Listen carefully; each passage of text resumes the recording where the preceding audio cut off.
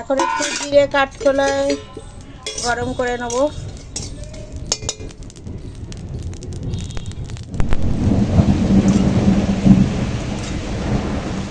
পটলের দু মাথা কেটে নিচ্ছি। আর আকাশ বাপরে কি কড়কড়া পড়ছে।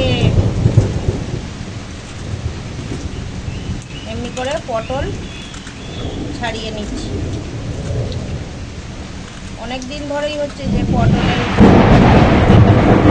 ভালো করে তরকারি বানিয়ে খাওয়া হবে, তো আজকে সেই জোগাড়টা হচ্ছে। তো দেখতে থাকো ভিডিওটা। ভালো লাগলে লাইক করবে, শেয়ার করবে, কমেন্ট করবে, আর যদি আমি কিছু ভুল করে থাকি সেটাও বলবে। আজ বাজার করা হয়নি, যা ঘরে ছিল এই যে একটু টুকরে ফুকরে যাচ্ছে ওই সবগুলো দিয়েই, মানে ঘরে যা ছিল সেরকম দিয়েই আজকে আমাদের রান্না বাড়া হচ্ছে। তো দেখতে থাকো, কেটে কুটে জোগাড় করে নিয়ে ফিরে আসছি।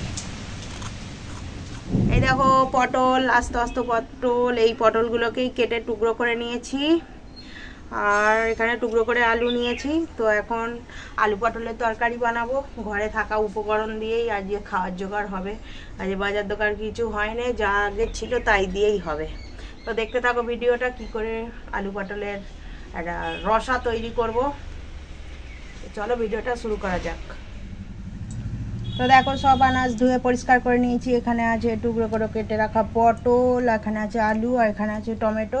তো চলো রান্নাটা শুরু করি। আর দেখো এখানে মশলা করে নিয়েছি। এটা ওই দাঁড়ো তোমাদেরকে দেখিয়ে দিই। এটা হচ্ছে জিরে বাটা আর এটা হচ্ছে আদা বাটা। তো চলো রান্নাটা শুরু করি। এখন উনুন ধরিয়ে নিয়েছি আর কড়াই দিয়ে দিয়েছি তেল। তো এখন পটলটা ভেজে নেব।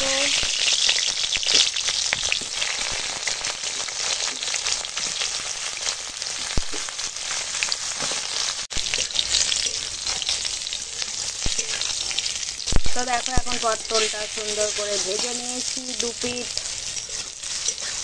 এবার ভাজা পটলটাকে নামিয়ে নেব।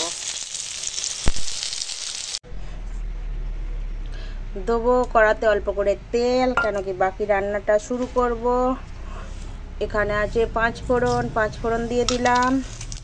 আর দেব তেজপাতা, শুকনো লঙ্কা।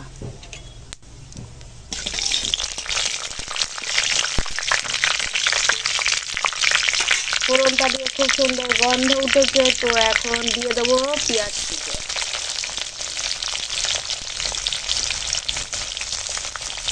পেঁয়াজ কুচোটা সুন্দর করে ভেজে নেব ফোড়নের সঙ্গে। এখন পেঁয়াজটা ভাজা হয়ে গেছে। এখন কেটে রাখা আলুর টুকরো দিয়ে দেব।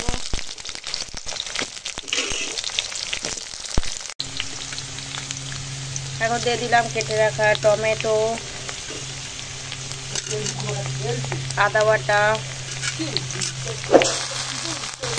আর জিরে বাটা।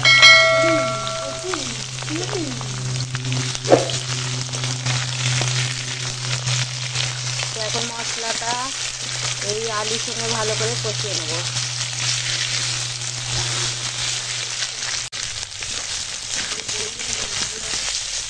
আলুর সঙ্গে মশলাটা কষানো হয়ে গেছে। তো এবার দিয়ে দিলাম জল।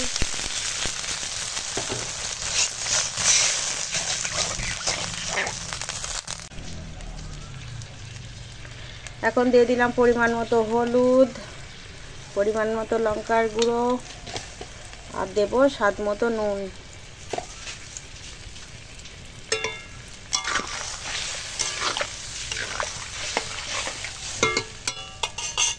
ফুটে গেলে তারপর পটলগুলো দেবো।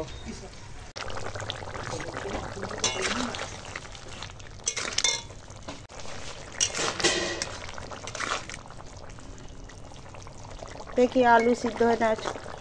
এই তো আলু সিদ্ধ হয়ে গেছে। এই তো আলু সিদ্ধ হয়ে গেছে। তো এখন এই ভেজে রাখা পটল দিয়ে দিলাম। ভালো করে আলু পটলের একদম কষা রসা, কি আলু পটলের দম যাই বলো, হেভি। ভাত রুটি যার সঙ্গেই দেবে একদম হেভি যাবে। এখন গরম মশলার গুঁড়ো দিয়ে দিলাম, ভালো করে মিশিয়ে নেব।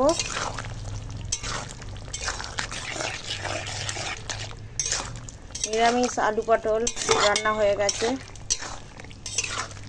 চলো নামিয়ে ফেলি।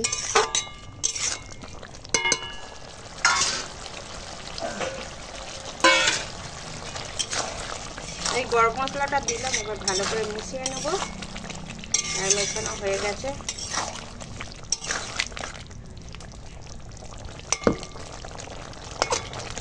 সব সিদ্ধ হয়ে গেছে, তো চলো নামিয়ে ফেলি। নিরামিষ আলু পটল এইভাবে বানিয়ে খাবে, ভাত রুটি সবার সঙ্গে খুব ভালো লাগে খেতে। আর মাঝে মাঝে বড়ি ভাজা নিয়ে নিই, এই বড়ি ভাজাগুলো আমার যা ভালো খেতে লাগে না। এরকম নিরামিষ খাবার হলে পারে আমার মনে হয় একটু বড়ি ভাজা টাজা হলে পারে আমি ভালো করে খেয়ে নেব। আমাদের আজকে এই আলু পটল রান্না হয়েছে, আর হয়েছে বড়ি ভাজা, আর নিয়েছি তার সাথে লেবু। চলো খেয়ে দেখার পালা। কেমন হয়েছে? হ্যাপি। আর বড়িগুলো একদম মজবুত যা শক্ত আছে, ভেঙে নিলাম। যেমন বড়ি ভাজা দিয়ে আর এই পটলের তরকারি।